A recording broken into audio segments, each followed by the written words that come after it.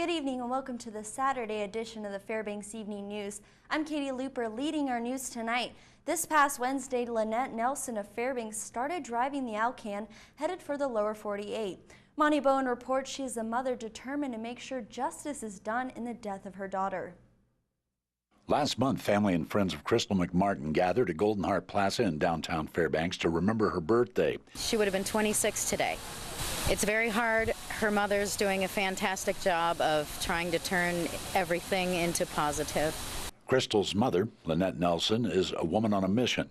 My daughter, Crystal McMartin, was murdered in June the 22nd of 2012, and it's just now getting ready to go to trial here in May. Lynette was holding a garage sale when we spoke with her. Yes, I'm selling my whole life. She said she was selling most everything she owned to move to Arizona, where her daughter was stabbed to death. She plans to be there for the suspect's trial. Well, maybe then I'll be able to begin my life and actually have a life again and get some closure. The death of her daughter has dominated Lynette's life, and she can think of little else.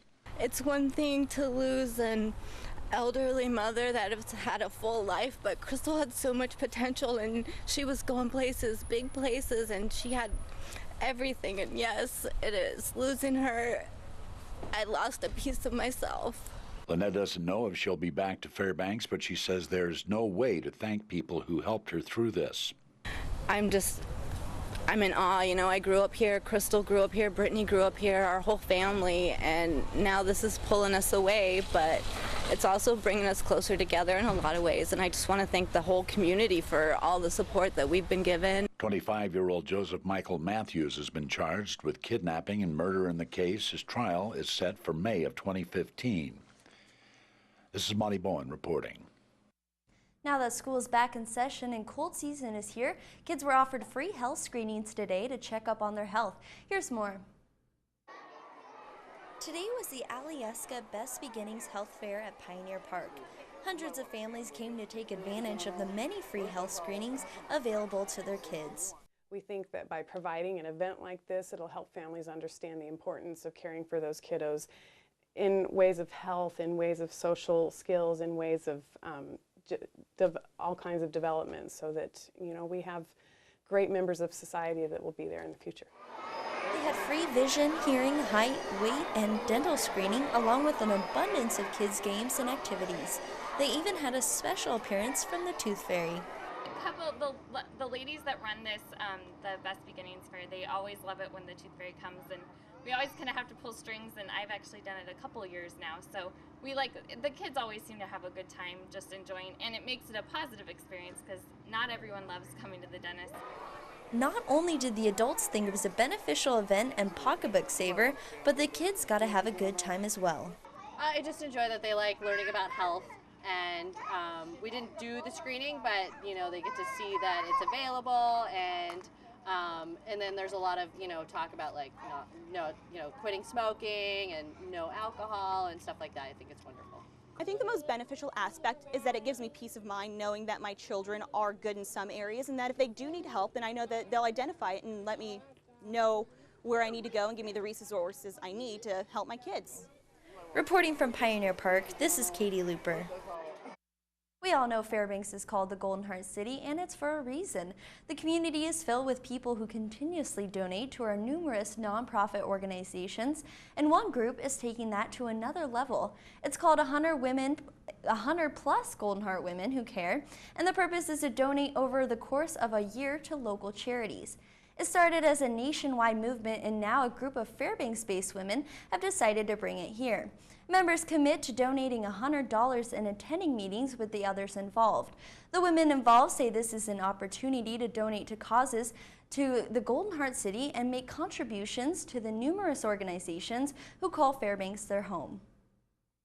The idea is that we want to keep these local. These won't be for national charities, but for local charities that are based here in the interior and that benefit the residents in the interior. The goal is to present $10,000 in donations each quarter to a local charity who can really use the money. We'll have more when the weekend's only televised newscast returns. Stay with us. Welcome back. While the danger from winter weather varies across the country, Alaskans have some of the most extreme. It's time now we get prepared. Here's more in this report. With frosty mornings and falling leaves, the season is shifting and winter is approaching.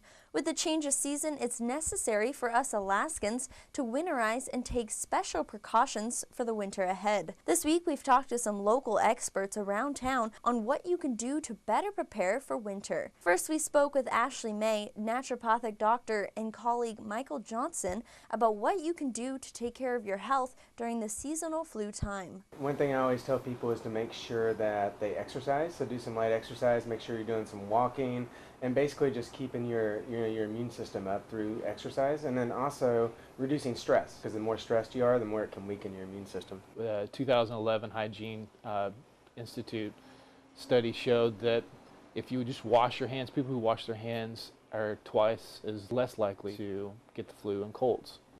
Due to extreme Alaskan temperatures, it's crucial to take care of our homes and vehicles. Ryan Prashon from the University Fire Department gave us a few tips. We want to make sure that our vehicles are serviced properly, make sure that we have survival gear, and that includes jacket, hat, gloves, coat, just anything to make sure that you stay warm. I would definitely suggest cleaning out your chimney, checking your smoke alarm, making sure that they work properly, limiting the use of extension cords, as well as servicing any of your heating appliances. And lastly, the best thing we can do in negative temperatures is dress warmly. Up at UAF, they hosted their annual winter warm-up. Staff and faculty dropped off clothes, furniture, and appliances to the Wood Center in advance. Then students lined up anxiously at the door, ready to rummage. This is the reason why we call it a winter warm-up. We want to help prepare our students for the winter. So we really try to focus on donations such as jackets and boots and hats and scarves and mittens. We have a lot of international students that come for a very, very chilly winter in Alaska, and sometimes they've never experienced snow, sometimes they've just never experienced below zero, and giving them the opportunity for free coats and free winter gear is perfect because usually those things cost hundreds of dollars, and they're students and they don't have that sort of money. So here at the winter warm-up, we're providing them that opportunity to get something for free that'll keep them nice and warm for aurora viewing and a nice winter here in Alaska. Living in the extreme conditions of Fairbanks, it's important to be prepared before winter strikes. This is Katie Looper reporting. Earlier this week, the United Way of the Tanana Valley kicked off their annual fundraiser campaign. Funds raised will be distributed among the 21 agencies that are supported by the United. Tonight, we begin the series with the Fairbanks Community Food Bank. Here's more with Mike Schultz.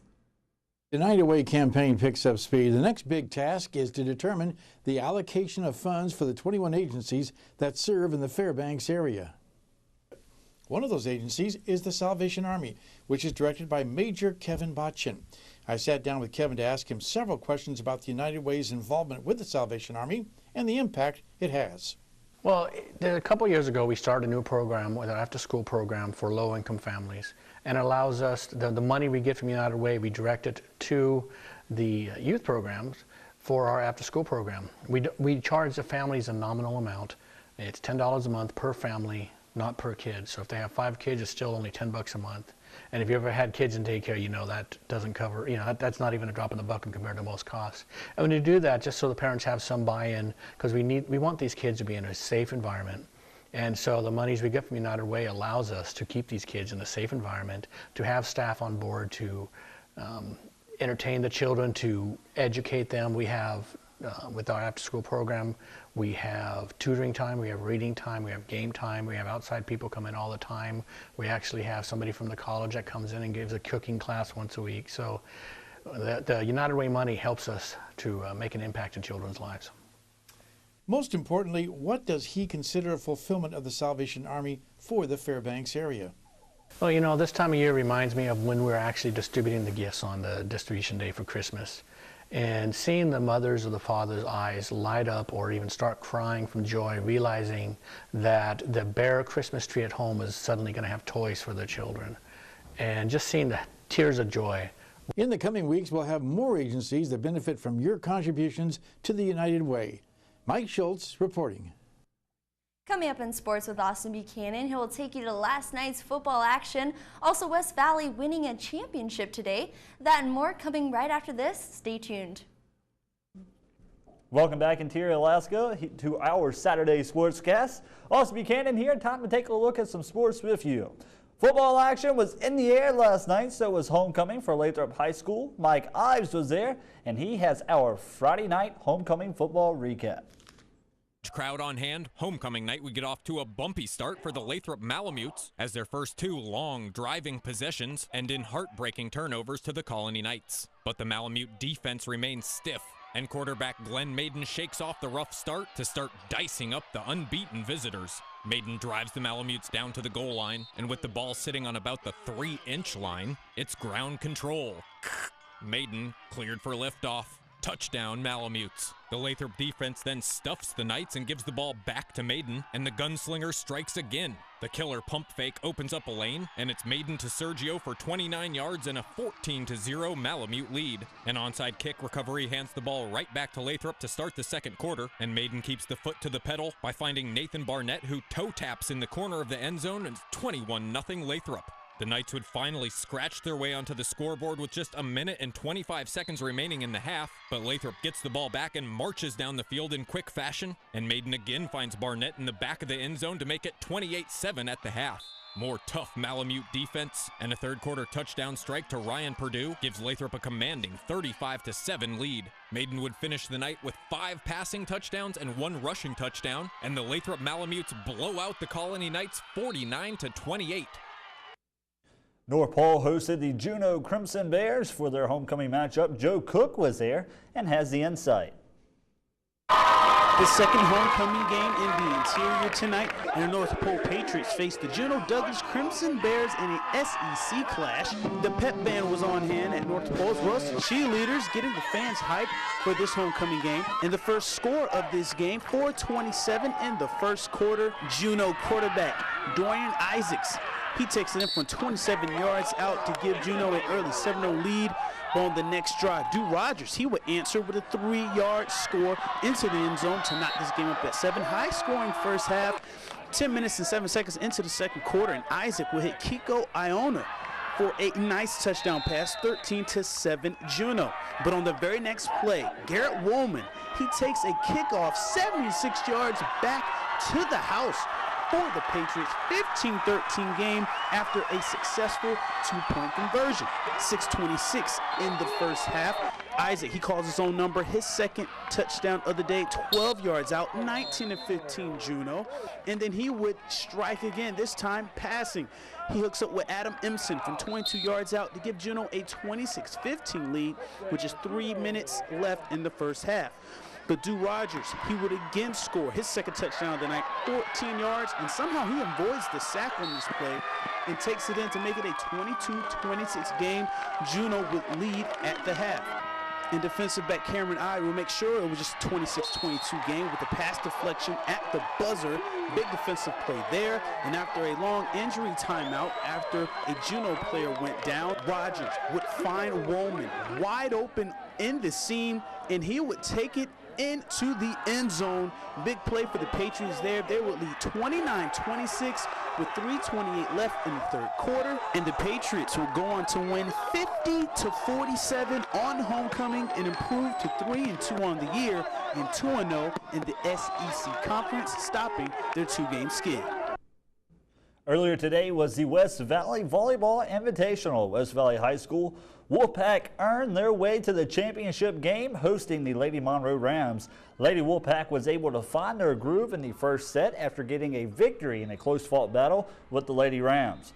West Valley takes the W in set 1 of the championship game, 25-22. Now in the set 2 of 3, Lady Rams are in the must-win situation against the Wolfpack, but the Rams wasn't able to find the touch they needed to get West Valley off their groove. The Wolfpack was able to defend their court by claiming the championship trophy with the second set score of 25-20. West Valley Stella Knox finished the second set with 7 kills. Nora Trotman had 5 kills, 4 aces. Ruthie Herbert with 8 kills, and Stella Knox was named the Gold Bracket MVP.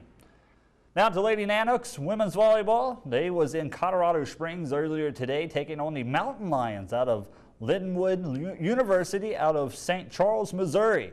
Nanox fell behind early and wasn't able to pull back to get the victory. Nanox, with a very young team, lost the road contest in both games in all 3 sets. First set, Linwood 25-20. In the second set, Linwood took the victory 25-20 again. And third set, Linwood, well, they continue the sweep 25-18 over the Nanox. And then in game 2 was first set, Linwood 25-15, second set 25-19, and in the third set 25-17 in the Silver and Steel Classic. Nanox just wasn't on their game in Colorado. And now wrap it up for our sportscast tonight. Katie Looper has your full weather forecast coming up next. Stay tuned. Welcome back. So winter preparation and winter's coming up. What have you done, Austin? Not too much of anything yet. This is my first winter, so kind of taking some advice from people that's been here a while. And yeah, so you saw the winter preparation package. Yeah, I hope you took home some good things. I really like that because, you know, it really helps people, a lot of people moving here. And then I see everybody else boarding up some of their houses and moving away. I'm like, oh, it can't be that bad. So, you know, I definitely got to get some tires and stuff. But all in all, maybe a little bit heavier jacket, some gloves. So. Definitely. Should have gone to that UAF swap. They had everything for free there with all the jackets and boots. Yeah. I did go to Fred Meyer's, so I got a little bit of clothes, but not everything I needed. There you go. I give me some boots too with the fur. I get some boots with the fur. So. All right. Well, let's look at our weather. We'll start with the almanac. There's a normal high today of 57 and a normal low at 36. Our record high was 74 in 1965, and our record low was 20 in 1927. The sunrise and sunset equals 13 hours and 16 minutes of daylight, giving us a loss of 7 minutes from yesterday. And around the state today, starting with the southeast side, it's rainy in Juneau and Ketchikan in the mid-60s. Anchorage and South Central are sunny with developing clouds, temperatures in the high 50s to low 60s. It's cloudy in Cold Bay and partly sunny around Bethel and Nome on the southwest side of the state. Temperatures all around the high 50s to low 60s. Moving up north, it's chillier in Barrow around 40. Fort Yukon is around 65. And the Fairbanks interior area is partly cloudy and in the 60s. Now let's go to our lower 48. We'll start on the northwest side of the states. It looks to be sunny near Seattle, around 80, traveling down south to the Las Vegas and Phoenix region. It's in the low hundreds. And then as we move east, it shows partly sunny skies in the Midwest region with temperatures in the 60s to 70s. Rainstorms are expected in the deep south and Miami area with temperatures in the mid-80s. And up the East Coast, they've got sunnier skies in New York with the highs around 70. Now let's check out our outlook for next week. Starting on the west coast, it looks to be real hot weather, but as we move east, a reinforcing cool shot is heading down south. It will still be steamy in the southeast, but dry Monday for the New York area. But now back in Alaska, starting with the north slope. Mostly cloudy for Barrow, Nome, isolated showers for Fort Yukon. It's 38 in Barrow, 66 in Fort Yukon, and 57 in Nome. And now down south. Partly cloudy skies with isolated rain showers for the interior, temperatures all around the 60s. And as we move down south to the east, partly cloudy in Juneau and sunny skies for Ketchikan. It's 69 in Juneau and 67 in Ketchikan. Now west, rain showers for Cold Bay and Kodiak. Rain is likely for Bethel. Bethel's at 58, Cold Bay's at 57, and Kodiak's at 59. And now for our south central region, rain is developing in Anchorage and Homer, and there is heavy rain in Valdez. There's 58 in Anchorage, 62 in Homer, and 53 in Valdez. And now for tonight's outlook, it's to be around 45 with mostly cloudy skies and isolated rain showers. But for tomorrow's outlook, it'll be nice, right around 70 again, with mostly cloudy skies and some isolated rain showers, but it doesn't look to be too bad. And lastly, for our extended forecast, mid-40s, nearly all across the board for our nightly temperatures. It'll be around 65 next week with partly cloudy skies. Looks like we're holding out on winter, but just for a little bit longer. Yeah, it don't seem like it's too much further away, but I love seeing that sunshine all across the screen. No rain. Usually, like in the south, from where in Mississippi, is like it's sunny for 3 days and it was rainy the other 14 days. So I really like the weather. It's nice for sports. Yeah, sure. Not too bad. But soon it's going to be turning it all into snow. So. Yeah, that's what everybody's telling me. So there'll be feet of snow everywhere. Right. Everything's going to look totally different. So right now, the leaves are changing. Right. It looks beautiful, but it's just right before everything just turns to a winter wonderland. But our Pro Football Challenge, so people can win that generator. Yeah, exactly. That would help for next winter. That'll be nice. All right, well, that'll wrap up our Saturday edition of the Fairbanks Evening News, and we're glad you could join us. Join us here 6 days a week at 6 and 11, or online anytime at webcenter11.com. From all of us here at the News Center, have a good night. Good night.